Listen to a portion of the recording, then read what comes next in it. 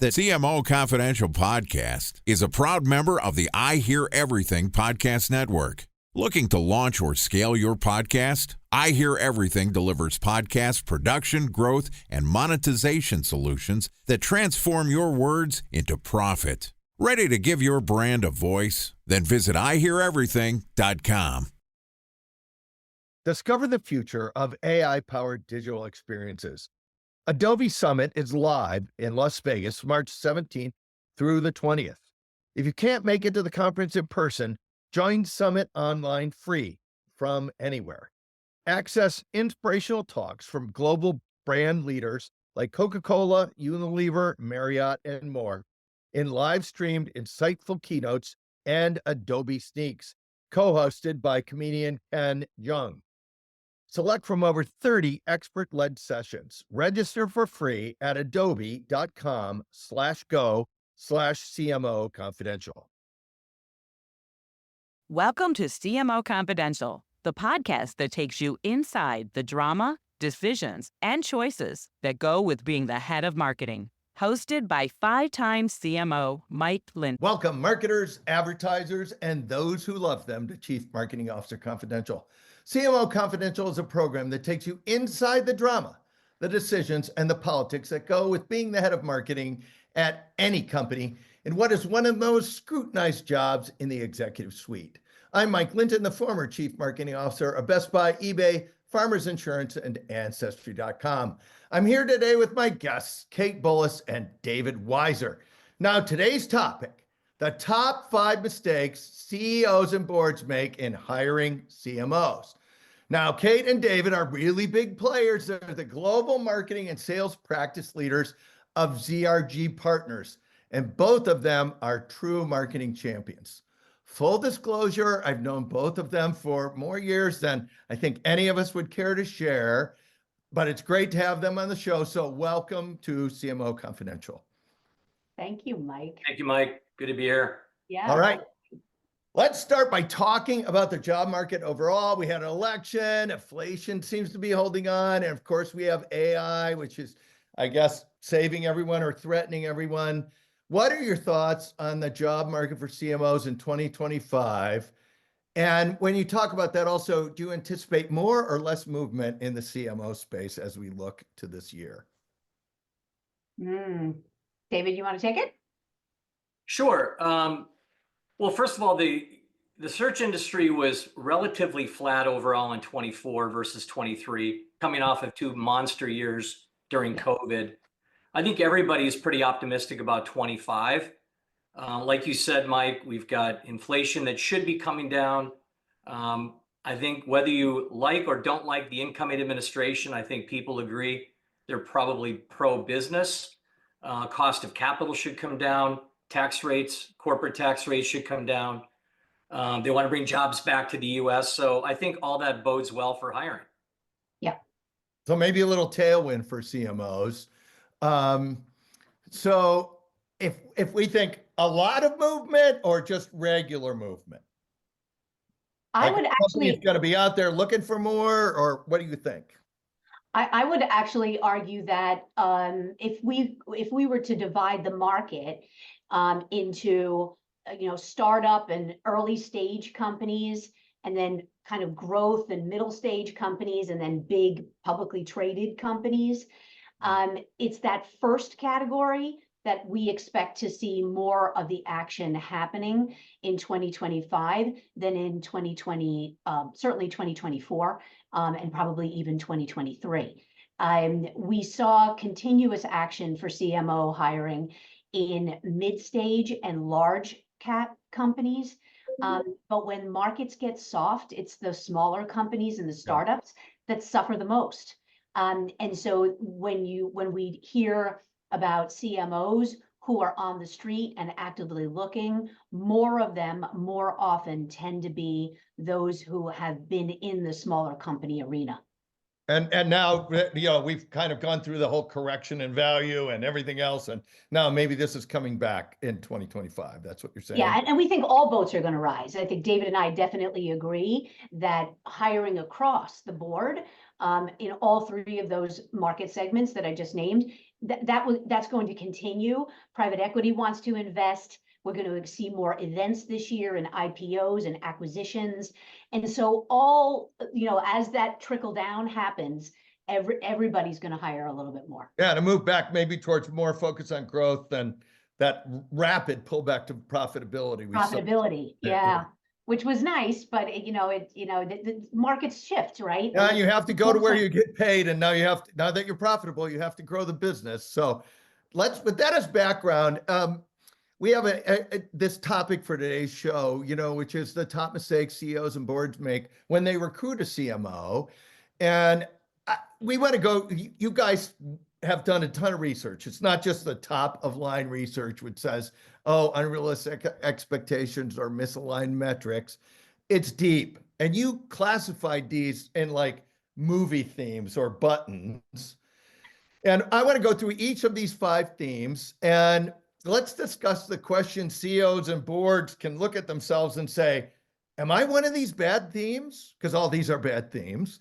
And the questions candidates should ask to say, am I about to enter a bad movie, which features me in one of the starring roles as the person that is the tragedy in the movie?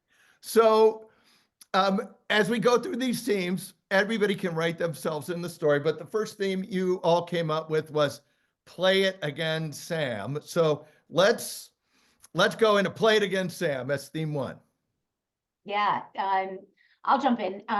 So first of all, I just want to make a comment, and that is, you're absolutely right. A CMO entering into a company that has, problems like the ones we're about to describe could end up being, the person that loses. But I would argue that the party that loses the most, if they fall victim to some of these issues, are the companies themselves. Because I would say that of these 5 things that we're going to talk about today, at least 4 of them really are all about narrowing the role too much. And the company that narrows the role too much could potentially fall victim to itself, so to speak. Yeah, in a bad movie like this, everyone loses. It's just a matter of when you lose, probably. Right. So. Yeah. Yep. So our first category is played again, Sam, which is another way of saying playbook. Bring me. So this is the company that David and I are often approached by that says, just get me the person who's already done this before. They know our product, they know our category, they know our size and scale, and they've played this movie before as the CMO. Just get me that guy, otherwise known as fetch. So, and that's when a company is just thinking, in my argument, too narrowly, saying, just bring us the person who can airlift their last playbook and drop it down here, and we'll be good. And we would argue that that is a narrow way of thinking and short-sighted. And it also assumes that all the companies will operate exactly the same way in the same industry, regardless of anything else. So forever and ever. Yeah, and that all the culture will accept everything that was done at the other company. How do you, if you're a candidate, what do you ask people? And when you're in the interview process, to make sure you're not just, being recruited for the wrong reason here. Yeah, I think asking questions around the history of the position of the person who was in the role before, asking a lot of questions about why are you making this hire right now? The part of the job description which often gets overlooked, but I consider to be one of the most critical sections, is the dashboard. What are the KPIs for the role? If you give me a dashboard of KPIs, I can write the scope of the role. And that gives you a lot of clues around their expectations. By the way, I was going to mention, Mike, some of the industries are more notorious for this than others. And by the way, it doesn't mean that looking for the same old thing again is the wrong way to go. But in some cases, there's a better way to go. So you want to name any of those notorious industries? Yeah, well, sure. The pharmaceutical industry is the one that really jumps out. I mean, I've received calls from CHROs who will say, look, we need to grow. We need to be more innovative. What we're doing doesn't work. And I ask them, well, who are you looking for? Well, somebody who's been in pharma for 30 years. Like, well, what could You always possibly go for the innovation. Right, right. So that's just one example. And again, it doesn't mean it's the wrong way to go, but in a lot of cases, there's a better way to go. Right. I think that David's making an excellent point here. Just playbook in and of itself is not necessarily bad. It's just, again, it will ultimately, at some point, be narrow and it won't be enough. Because eventually your company, if everyone is doing their job, is going to evolve. And then if your CMO is just a playbook, drop it down and they won't be able to take it to the next level. We argue when we talk to CEOs about this mindset to think about framework versus playbook. I think that's a good one because the playbook, by definition, if it's already written, it's not very innovative. It might be innovative to you, but it's not going to be innovative to the market. So that's played against Sam. The next one is I want the orchestra. Yeah. Let me jump in on this. This is probably a scenario that I see the most, where once we start talking with the CHRO or the CEO, picking apart what they expect the CMO to do, what they want marketing as a function to do. And we start drilling down then into what's the profile of the candidate? Where do they come from? What experiences are they bringing? And they will literally list off everything. Well, I want a digital native. I want someone who really understands brand. They need to be a data scientist. They really need to be deep on product. Oh, Marcom and PR are important. Right down the list. And the reality is even the best, orchestra leaders have only played half the instruments. So we want to remind CEOs that unless you're going to have an army of one, literally it's the CMO with no support internally or externally. You've got to focus on what you really need from the CMO, recognize that you've got other layers, external suppliers, agency partners who bring other expertise and capabilities. Right. You want a conductor. The CMO should be more of a conductor than, capable of playing the clarinet, capable of playing the violin, it's enough to be dangerous in every function of marketing. But frankly, David and myself, Mike, even you would probably argue that the role of the CMO has become astronomically wide and doesn't seem to be stopping anytime soon. And with that width, you keep throwing in more and more things that you expect the CMO to personally be expert in, and you'll miss the big picture. And then you're also usually throwing in, I want an MBA from a really good school and 20 years of experience in the industry, and there isn't anybody that fits the bill. And then the other thing, I buy the conductor thing, and you're not just conducting the marketing orchestra.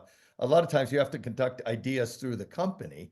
And if they're doing all these check boxes, often they miss the concept of leadership and communication skills and all the other things that actually make the orchestra work. So how do I know if they want an orchestra? What's the question I should ask in the interview? Well, one of the things that I listen for when a CEO says, I want a CMO who's really hands-on keyboard, that's when my antenna go up. Hands-on keyboard is code for, well, of course they need to understand Google Analytics, right? Doing things that level 2, level 3 marketers should be doing or agency partners should be doing. So, listening for those kinds of signals that suggest they want someone who's going to play every single instrument. I would jump on that and do like a little +1. Another thing that I hear that often, puts a flag up in this category is the CEO and board knee-jerk to the background of the person, the list of qualifications versus the conversation about what needs to be done to address our goals.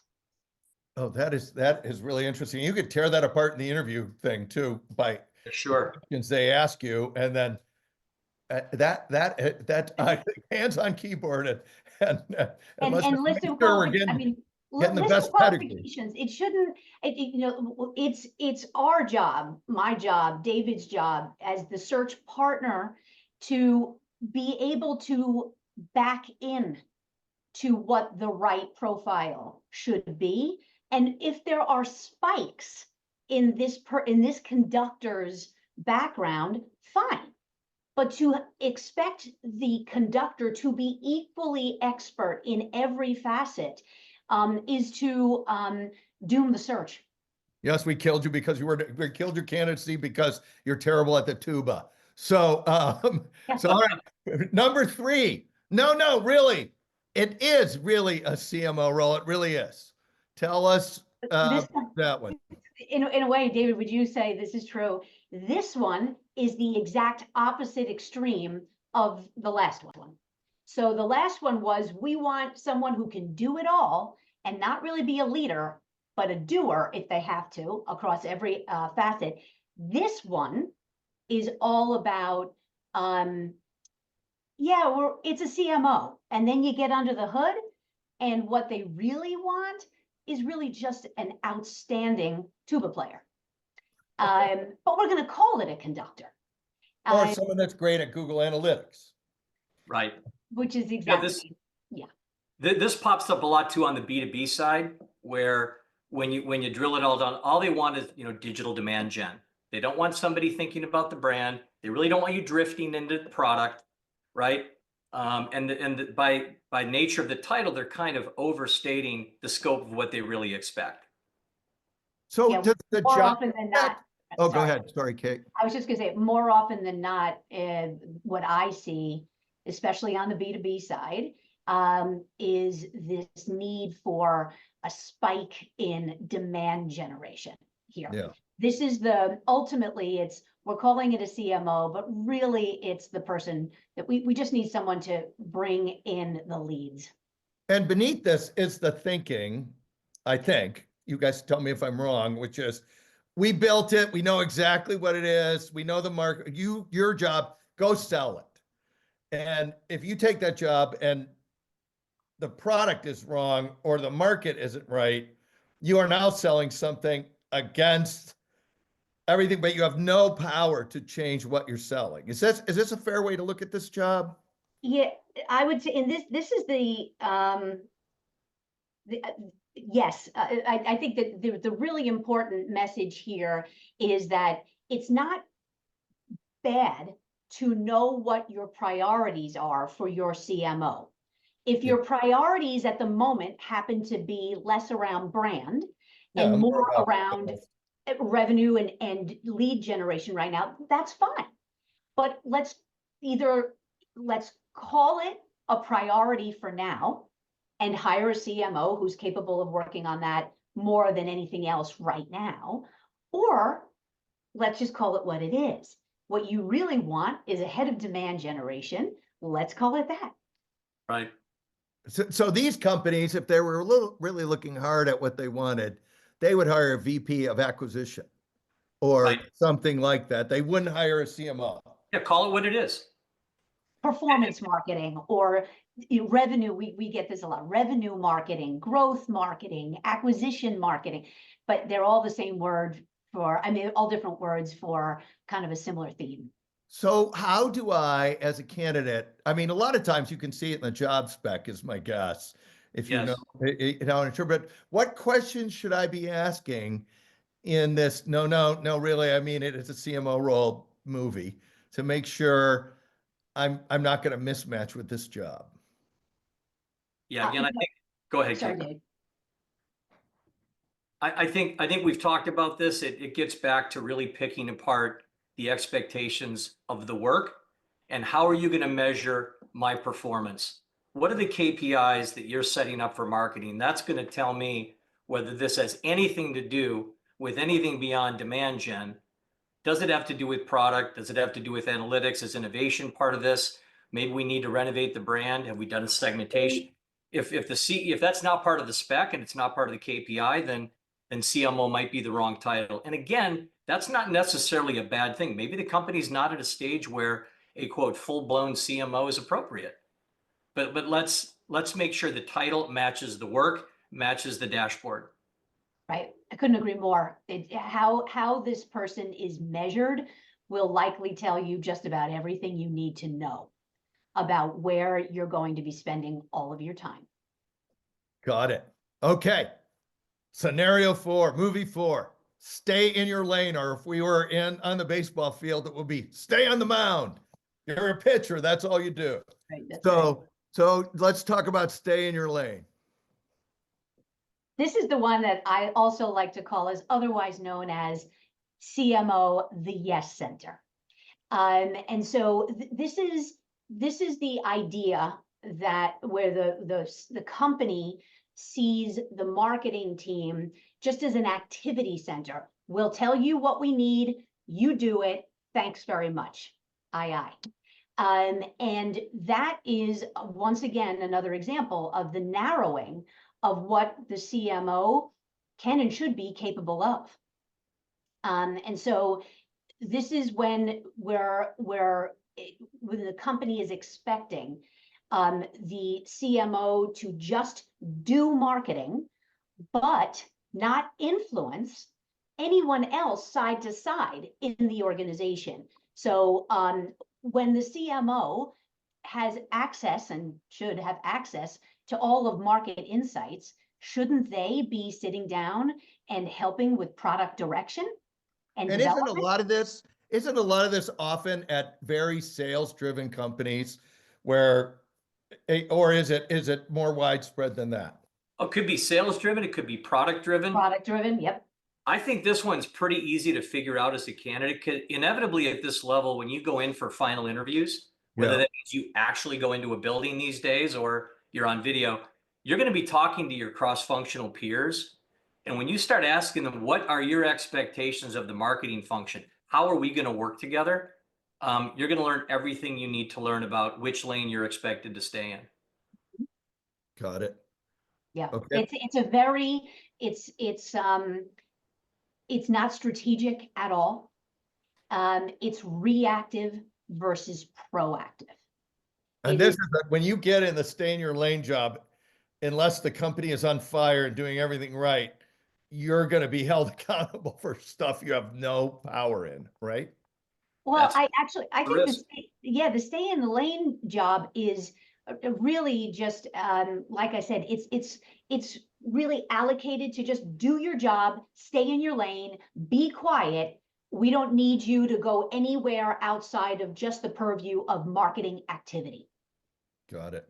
So this is a great job for somebody who has 10 tools on their tool belt, but is okay only using 3, and somebody who doesn't really see great challenge in expanding their capability and their influence. And there are people out there where that's what they're looking for. So that might be the right job for that person. Got it. Which brings us to the last theme, death by committee, which is just a great name, death by committee. You're interviewing for a death by committee job. Let's talk about death by committee and what it means.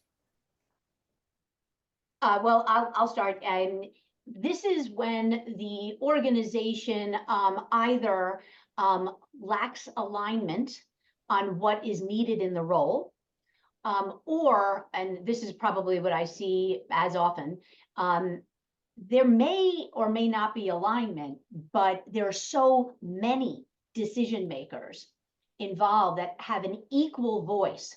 When the CEO, assuming the CEO is hiring for the CMO, when the CEO has empowered so many people, either at the peer level and including the board, to throw in on their decisions, we cannot align on what the ultimate solve is, because of course this isn't fetch, this is search. I do love the fetch thing. But CMO. it's so important to empower the right people and not so many people that the decision can never be made. And is committee a lot like everyone gets to vote on your stuff if you're the CMO, or is it even more unstructured than that? Well, I think what a lot of CEOs or hiring managers will do is they'll take the draft job description, they'll send it to the internal stakeholders, and they'll say, hey, do you have any comments? Are you aligned? What are your thoughts? They might get something back that's meaningful, they might not, but to Kate's point, this is really critical.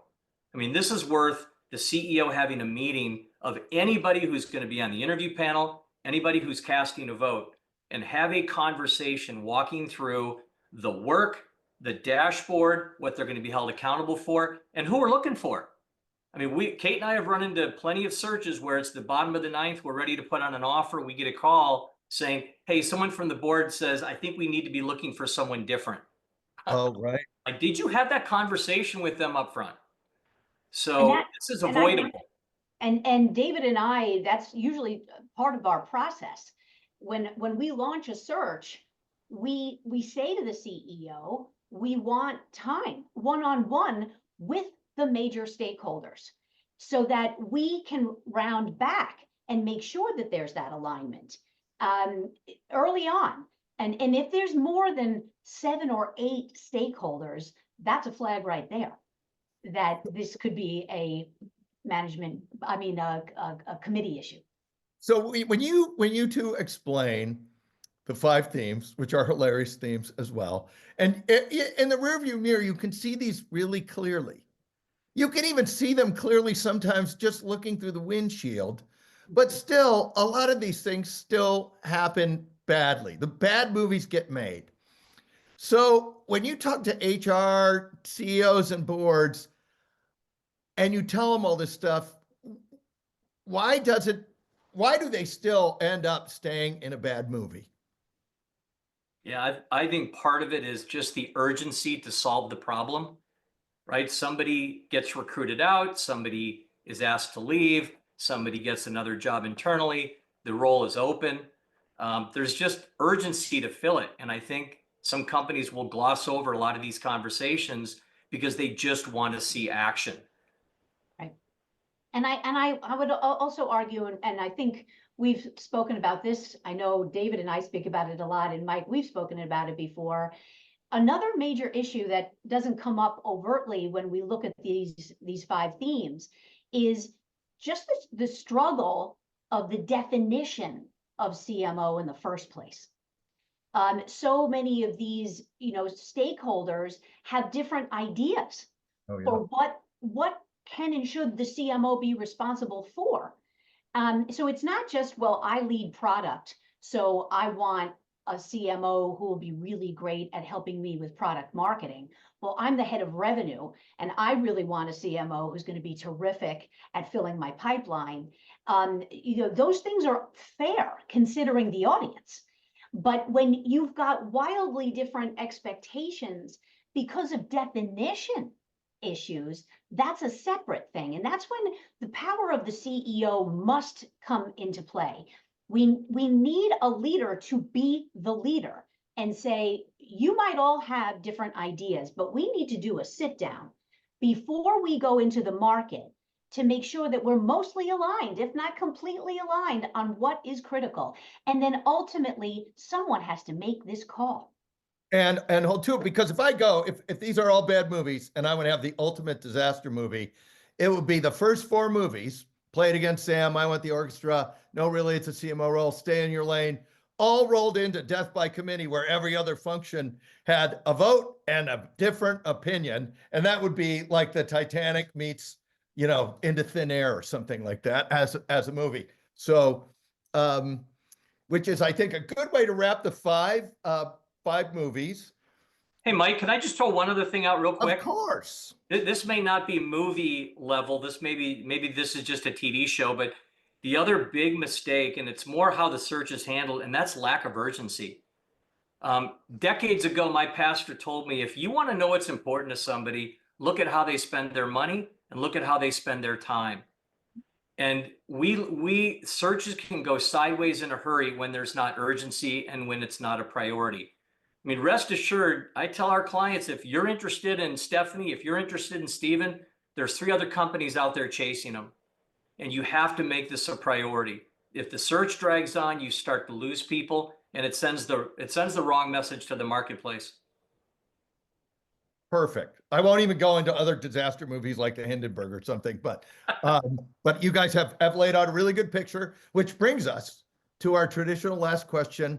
It's 2-parter. You can take one or both, but you must take at least one. Funniest story you can share on the air, and or practical advice we haven't discussed yet. Take it away.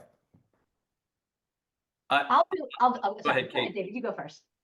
Okay, I've got two very short, funny scenarios. Both are COVID related. We were doing a head of marketing search for a food company. I'm not going to name them. I'm on video with the CEO, and all of a sudden I covered up my face and she said, "What's the problem?" I said, "Please take a look around." Her 5-year-old daughter was jumping naked up and down on the bed. And I just did not think it was appropriate for us to continue the conversation. Second COVID story, I was interviewing a fella whose camera was obviously at the bottom of his laptop. So you get this looking up angle. Oh, yeah. Behind him were antlers from something he obviously shot and killed years ago. The problem was the antlers perfectly stuck out from his head. Mike, I'm going to find that picture and send it to you. Well, we will post it. We will post it in the comments, because that would be in the era of COVID where everyone took a picture of that and then put it as their background the next time he came on. I actually advised him to change it, move the antlers. The antlers is a bad recruiting tool too, I think. So, all right, Kate. Well, since I don't know that I can top David's funny story, so I would just like to say, on the practical advice side, really, I think companies need to think about what is happening in the next 3 years for the business. Focus your CMO search not on qualifications. Focus your CMO search on what the business needs, given the goals of the business for the next 3 years. Paint me a picture of what your company will look like 3 years from now if you do all the things you want to do, and then we'll back our way into what the right person is. And there's never one answer. There's always more than one way to skin a cat. We are in the solution business. This is not fetch. And so there are a lot of ways to solve that problem. But let us do that in this market.